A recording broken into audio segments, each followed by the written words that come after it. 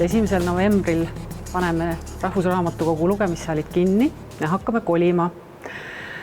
Ja loodame, et tagasi saame kolitud siia aastal 2025 ja siis avada selle hoone juba täiesti uues kuues.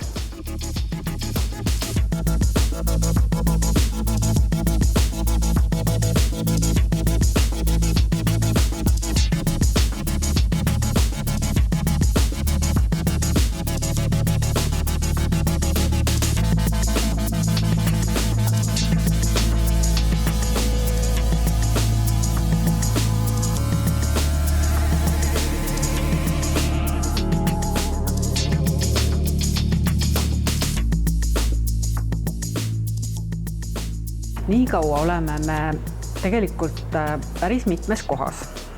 Meie selliseks põhibaasiks või asendusraamatukoguks saab olema siis Narva maantee 11 asuv pangahoone, kust me siis saame enda üürile 2 korrust ja kuhu me kolime siis kõige enam kasutatavad raamatud ja loomulikult kõik meie töötajad kolivad sinna, nii et me oleme kõik üheskoos. See 4 aastat ja lisaks sellele me avame sellise esinduse, Rahvusraamatukogu esinduse Solarise keskuses. Solarise keskuses me siis pakume Rahvusraamatukogu teenuseid nii digitaalselt andmebaase kui ka väikest sellist miniraamatukogu ja oleme seal siis kohal nii sellel ajal, kui me üleüldse oleme kinni vahepeal. Ma loodan, see ei saa olema rohkem kui 3-4 kuud. Ja hiljem ka, nii et kui Rahvusraamatukogu on asenduspinnal, siis paralleelselt on ka Solaris lahti.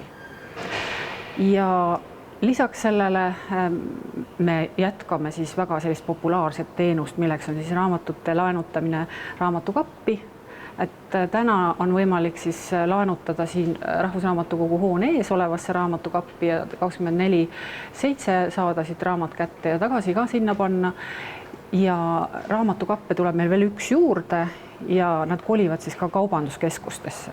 Aga muidugi meie digikanalid, neid me muudkui aga arendame ja need on meil lahti pidevalt 24/7. Et nende kaudu on meie kasutajad alati teretulnud ja oodatud.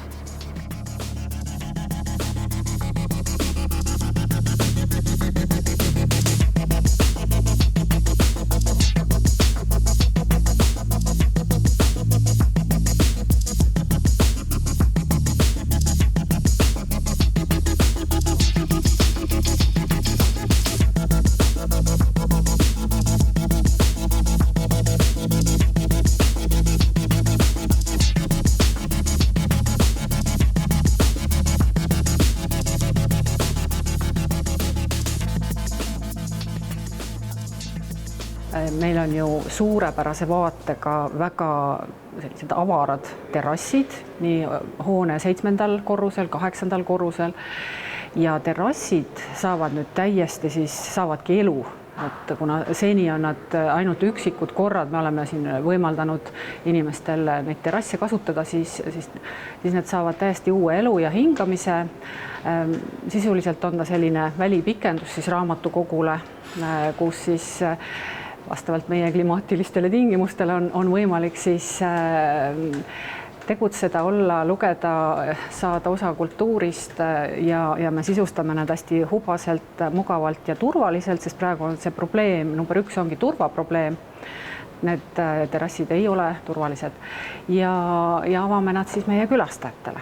Ja üks ala, mis tuleb täiesti lisaks, mida ei ole ka tänasel päeval sisustatud, on siis selle hoone viimane korrus, püramiidi alune. Ja seal me avame siis sellise multifunktsionaalse saali, kus saab nii teatrit vaadata kui kontsertidest osa saada. Kuigi see akustika võib-olla ei pruugi tulla kõige perfektsem, aga teatri tegemise jaoks selline väga mõnus hubane saal. Ja kindlasti on seal võimalik mitmesuguseid teisi üritusi korraldada, et seda kõik on seal silmas peetud ja ka sealt avaneb võimalus minna siis terrassile. Ja lisaks sellele on meil veel amfiteater, mida me pole sugugi kasutada saanud. Ja amfiteater teatri kasutamise teeb paremaks veel see, et sinna tulevad siis sellised teenindavad ruumid, neid tänasel päeval ei ole, et külastajatel on võimalik siis ja ka need, kes esinevad, siis neid ruume seal kasutada. Et sellised plaanid.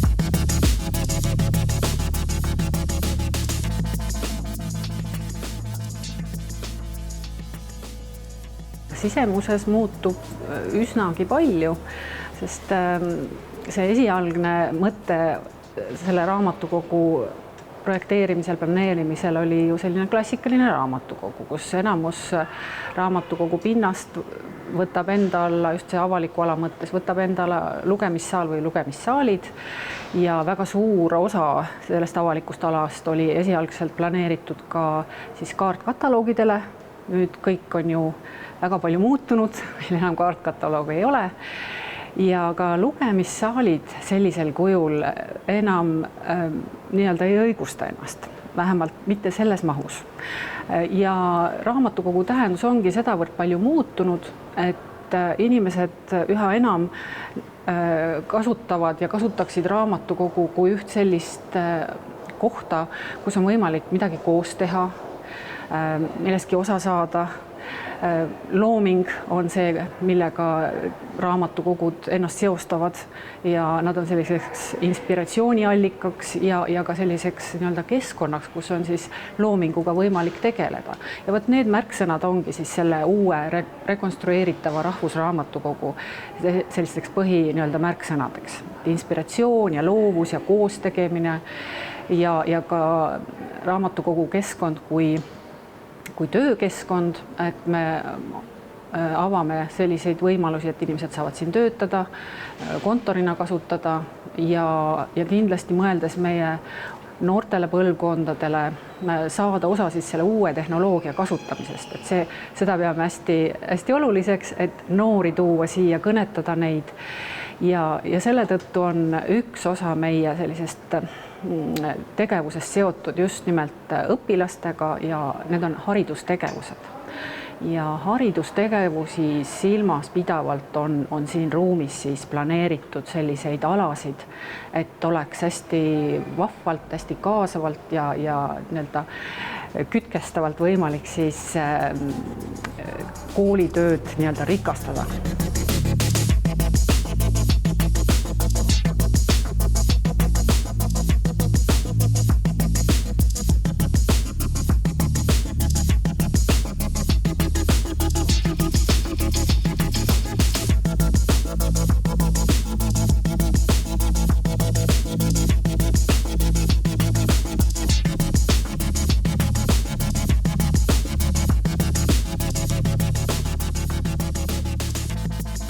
Arhitekt Raine Karp on minu arvates ääretult selline, kuidas ma ütlen, väga salliv, sest seni ta on alati rõhutanud seda, et kui arhitekt on oma töö teinud, siis see, kes on maja omanik, see otsustab ise, kuidas ta selle hoonega edasi tegutseb.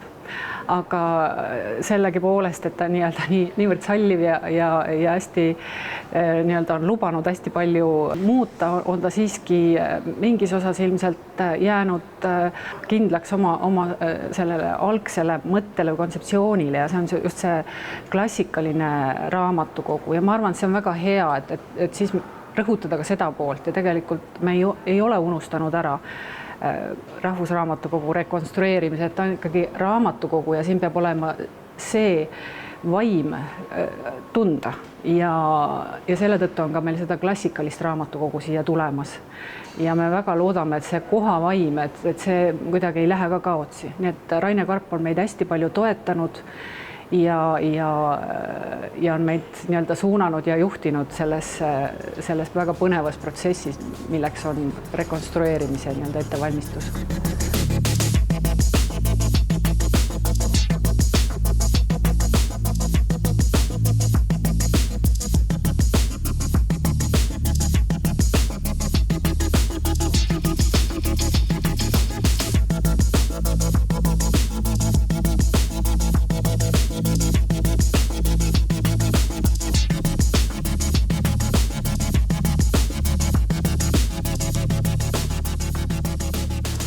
ja et Toodi on meile suureks eeskujuks tervele kõigile Eesti raamatukogudele ja meile kaasa arvatud, nii et muidugi me käisime ja korduvalt ja käisime ja õppisime ja tegelikult on Oodi üks nii-öelda olulisi ruume on kinosaal, kus siis meie head partnerid Rahvusarhiivist, kelle 3 üksust kolib ju ka Rahvusraamatukogu hoonesse, käisid just õppimas seda, et kuidas on siis kinosaal sisustatud, sest see on nüüd ka üks täiesti uus asi ja võimalus, mis siis Rahvusraamatukogu hoonesse tuleb ja selleks on kinosaal ja see on planeeritud just nimelt selle mõttega, et siia asub ka filmiarhiiv ja filmiarhiivi varamut oleks siis võimalik selle kinosaali kaudu inimestele tutvustada.